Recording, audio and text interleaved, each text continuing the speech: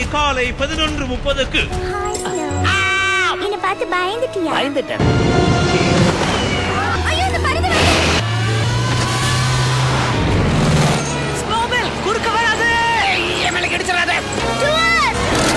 Stuart little 2 உலக அளவில் mega ஹிட்டான ஹாலிவுட் திரைப்படம் தமிழில் நாளை காலை 11:30க்கு உங்கள் சன் டிவியில். நானும் உன் தைரியத்தை பாராட்டுறேன். ஸ்டூவர்ட்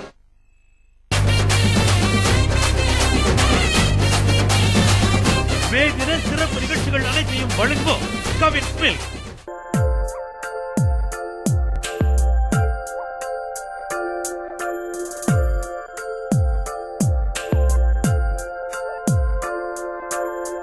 வாங்க, சன் தொலைக்காட்சி நேயர்களுக்கு மே தின வாழ்த்துக்கள். வாங்க, இந்த உழைப்பாளர் தினத்தை பத்தி உங்கள்கிட்ட கொஞ்சம் பேச வேண்டியிருக்கு. வாங்க ப்ளீஸ் கம், வாங்க.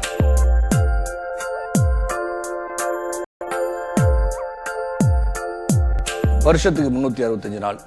அந்த 365 நாள்ல இந்த நாள் வந்து ரொம்ப முக்கியமான நாள். காரணம் உழைப்பு. ஏன்னா நான் வந்து என்னுடைய தாரக மந்திரமே உழைப்பவரே உயர்ந்தவர். அந்த உழைப்பாளர் தினத்தன்னைக்கு நான் பலரையும் சந்திக்கணும்னு நினைப்பேன். ஆனால் இன்னைக்கு உங்களை சந்திக்கிற வாய்ப்பு எனக்கு.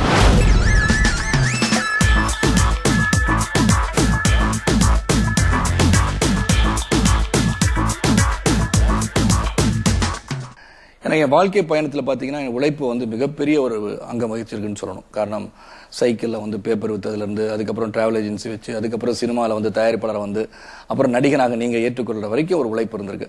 அந்த உழைப்பு தொடர்கிறது. பல எண்ணங்கள், நான் வளர்த்துக்கிட்ட எண்ணங்கள், நான் அச்சீவ் பண்ண நினைச்சது, இதுக்கெல்லாம் கடுமையான உழைப்பு இல்லாட்டி நிச்சயமா முடியாது. ஆனால் கடுமையான உழைப்புக்கு வந்து மன வலிமை வேணும். மன வலிமை மட்டுமல்ல, உடல் வலிமை வேணும். அது மூணு எனக்கு சேர்ந்திருந்தனால ஓரளவுக்கு என்னால் இன்னைக்கும் உழைக்க முடியுது, உண்மையாக உழைக்க முடியுது. அந்த உழைப்புக்கு வெற்றி உண்டு என்பதை சொல்கின்ற தினம் தான் இந்த உழைப்பாளர் தினம்.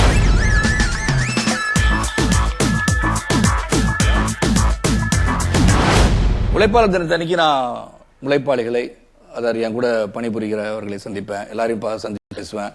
அப்புறம் வந்து திரைப்படத்தை துறை இருக்கும்போது உழைப்பாளர் தினத்துக்கு வந்து பெப்சிக்கு போவோம். ஆனால் இந்த முறை நான் வந்து இங்கே உட்காந்து உங்களை சந்திக்கின்ற வாய்ப்பு இருக்குது. அதனால் எல்லாரையும் சந்திக்கிறது வந்து ஒரு புறம் இருந்தாலும் கடுமையான உழைப்பாளியை சந்திக்க வேண்டும்னு நினைக்கும் போது வீட்டிலே இருக்காங்க, வேற யாரும் இல்லை. உங்கள் சித்தி, உங்கள் அண்ணாமலை, உங்கள் செல்வி, உங்கள் அரசி ராதிகா சரத்குமார், அவங்கள சந்திப்பேன்.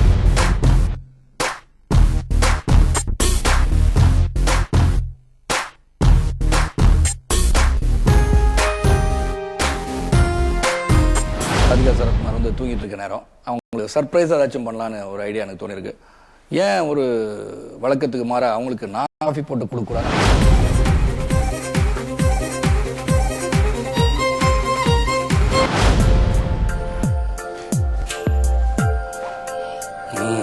ஓகே,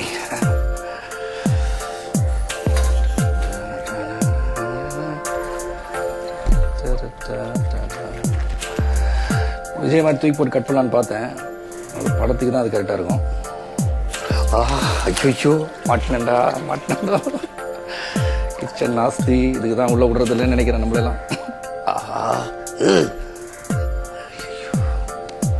வந்துட போகிறாங்க நடுவில் கிட்ட வந்து சின்ன போகுது.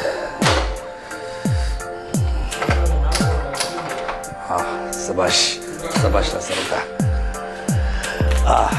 இந்த பால் காயிட்டோம். கிச்சனில் இந்த பால் வந்து இப்போ காயத்துக்கு முன்னாடி சமையலை பற்றி கொஞ்சம் பேசுவோம். உழைப்பாளர் தினத்தன்னைக்கு இந்த சமையல் கட்டில் உழைப்பவர்களை பற்றி பேசுவோம். என்னை பொறுத்த வரைக்கும், எங்கள் வீட்டை பொறுத்த வரைக்கும் மதர் வந்து ஒரு நல்ல ஒரு குக்குன்னு சொல்லலாம். நல்லா சமைப்பாங்க எங்கள் அம்மா. அதுக்கப்புறம் ராதிகா வந்து நிறைய டிஷ்ஷஸ், அதாவது புக்ஸை வச்சு படிப்பாங்க. புக்ஸை படிச்சுக்கிட்டு இதை பண்ணலாமா, அதாவது way to a man's heart to the stomach பழமொழிக்கு அவங்க வந்து ஏதாச்சும் வந்து போட்டு இவருக்கு ஏதாச்சும் நல்லபடியாக செஞ்சு கொடுத்து சமைத்து அசத்தலாமான்னு நினைப்பாங்கன்னு நினைக்கிறேன். அதனால் எனக்கு இந்த நண்டு நல்லா செய்வாங்க, ஃபிஷ் ஃப்ரை, அப்புறம் லேம்ப் வாங்கிட்டு வருவாங்க. இங்கே வந்து லேம்ப் வாங்கி அதை ஸ்டஃப் பண்ணி அதெல்லாம் பண்ணி எனக்கு கொடுப்பாங்க. அதெல்லாம் ரொம்ப இன்ட்ரெஸ்டிங்காக சமைப்பாங்க. ஒரு சமையலே ஒரு மிகப்பெரிய ஒரு கலை, ஒரு ஆர்ட்னே சொல்லணும். அதனால் அது வந்து ரொம்ப இன்ட்ரெஸ்டிங்காக அவங்க பண்ணுவாங்க. அதனால் அம்மா சமையல் ஒரு புறம் நல்லா இருந்தாலும் ராதிகா சமையலும் இஸ் ஆல்சோ வெரி குட். ஞாயிற்றுக்கிழமான சமைச்சு நல்லபடியாக வித்தியாசமாக சமையல் பண்ணி எங்களுக்கு வந்து படைப்பது அவர்களுடைய வேலை. ஆனால் நான் நல்லா சமைப்பேன். அது வந்து அவங்களுக்கு கேளுங்க, அவங்களே சொல்லுவாங்க. இப்போ பார்த்தீங்கன்னா இப்போ காஃபி, இப்போ பாலை வந்து அருமையாக சிறப்பாக கட் பண்ணி பால் வந்து சிந்தாமல் சிதறாமல் ஊற்றுறோன்னு சொல்லுவாங்க. ஆனால் அதை சிந்திருச்சு, அதை வந்து பார்ப்பாங்க, அதுக்கு முன்னே தொடச்சிடுறேன். அது எப்படியும் தொடச்சிடும். வரதுக்கு முன்னாடி ரொம்ப அழகாக சமைச்சிருக்கேன்னு சொல்லணும் அவங்கள்ட்ட.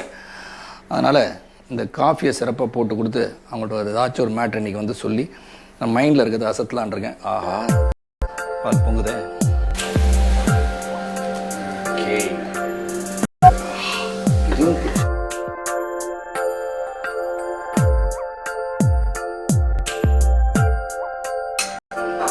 இது பேர் தான் சூப்பர் காஃபி. அப்படியே அசந்து போய் டெய்லி என்ன காஃபி போட வச்சிடக்கூடாது, கொஞ்சம் பேடாகவே போடுறது தான் பெட்டர். அது அடுத்தது இது இருக்கா,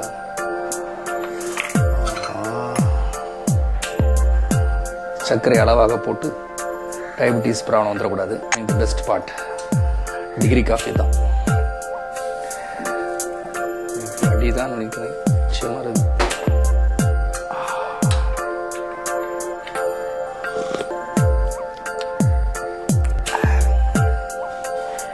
ஹலோ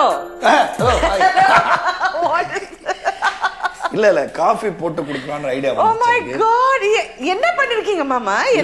இத கட் பண்ண பார்த்தேன், விஜய் மாதிரி எடுத்து தூக்கி போட்டு கட் பண்ணலாம்னு ஐடியா பண்ணி ட்ரை பண்ணேன். ஏங்க இது ஆக்ஷன் சீக்வென்ஸ் எடுத்தீங்க. இது சமையல் ரூமுங்க. எனக்கு சமையல் ஒரே நிமிஷம். இந்த பார் பண்ண எனக்கு பிடிக்காதுன்னு தெரியும்ல. நீங்க இப்ப எதுக்கு இந்த காஃபி எல்லாம் போடுறீங்க ப்ளீஸ்? ஐயோ இப்ப எதுக்கு இந்த காஃபி எல்லாம்? இப்ப ஒரு விஷயமா தான் நல்ல காஃபி ப்ளீஸ். ஹலோ நான் போட்டு காஃபி. நீங்க இத பாருங்க, நான் கேள்விப்பட்டேன். நான் என்னமோ நல்லா சமைப்பேன்னு நீங்க சொன்னதா ஐ ஹர்ட் யூ. அங்க வெளிய இருந்து கேட்டுச்சு நான் நல்லா நீங்க நல்லா சமைப்பீங்களாமே? நான் நல்லா சமைப்பேன். எனக்கு எப்ப சமைச்சீங்க ப்ளீஸ்? என் கையை சத்தியம் பண்ணி. சத்தியமா உங்களுக்கு சமைச்சு கொடுக்கல, பட் ஆனா யூனிட்ல வந்து இது தமிழக மக்கள் ரொம்ப முக்கியமா நோட் பண்ண வேண்டிய விஷயம். அவர் எனக்கு சமைச்சு கொடுக்கல, அப்ப யாருக்கு சமைச்சு கொடுத்தாங்கிறது கேள்விக்குறி. இப்ப வேண்டாம். எப்ப நீங்க சமைச்சீங்க? சமைச்சிட்டே இருக்கேம்மா. இப்ப அன்னைக்கு ஒரு நாள் சமைச்சேன்ல. என்னைக்கு? அன்னைக்கு சிக்கன் 65 பண்ணி கொடுத்தேன். ஒண்ணும் கிடையாது. ஒரு 65 கூட 65 ஏதாவது பண்ணிருப்பீங்க. காஃபி குடிங்க, எனக்காக அந்த காஃபி குடிங்க. நல்லா இருக்குமா? Super coffee. எனக்கு போட முடியாது வேற காஃபி. குடிச்சு பார்த்து சொல்லு. சரணா காஃபி தான் நிஜமா பிரமாதமா இருக்கும்.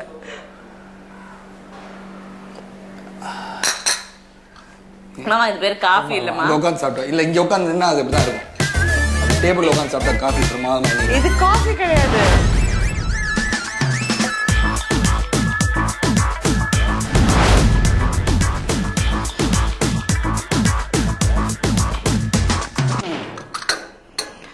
ஸோ எனக்கு ஸ்பெஷலாக காஃபி போட்டிருக்கேங்க. அந்த குடிச்சிட்டு நல்லா இல்லைன்னு சொன்னீங்க. கரெக்டாக இந்த டேபிள் உட்காந்து குடிச்சிட்டு சொல்லுங்க அப்படி இருக்கு. Good, not bad. அப்போ ஒரு வேலை இருக்கு. என்ன காஃபி போடுற வேலை? ஏதாச்சும் எல்லாம் தெரிஞ்சுக்கணும், தொழில் எல்லாம் தெரிஞ்சுக்கணும். நிச்சயமா சொல்ல முடியாது. நான் ஒரு காஃபி கடை வச்சேன்னா இந்த காஃபி நல்லா இருக்குன்னு பிராண்ட் பண்ண ஆரம்பிச்சோம்ல. காஃபி பிராண்ட் பண்ணி அப்புறம் காஃபி கடை, சரத் காஃபி கடை. வேலை இல்லாட்டி அதைச்சும் செய்யலாம். காஃபி போடுறதுக்கு கிச்சனே ஒரு வழியா வார் ஃபீல் மாதிரி ஆகி வச்சிருக்கேன்.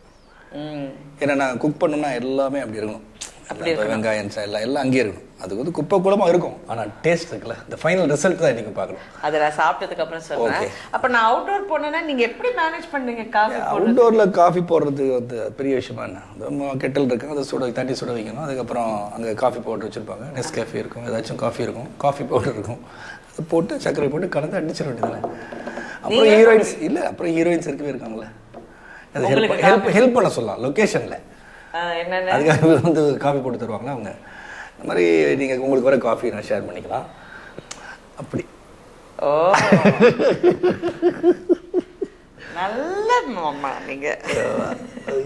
இனிமே அவுட்டோருக்கு நானே வந்து காஃபி போட்டு. அதனால தான் சொன்னேன், அது வந்து அங்கே போய் பீச்சில் போய் பேசுவோம். சில விஷயங்கள் இருக்கு, தனிமையில் பேசுறதுக்கு தான் பீச்சுக்கு கூப்பிட்றேன்.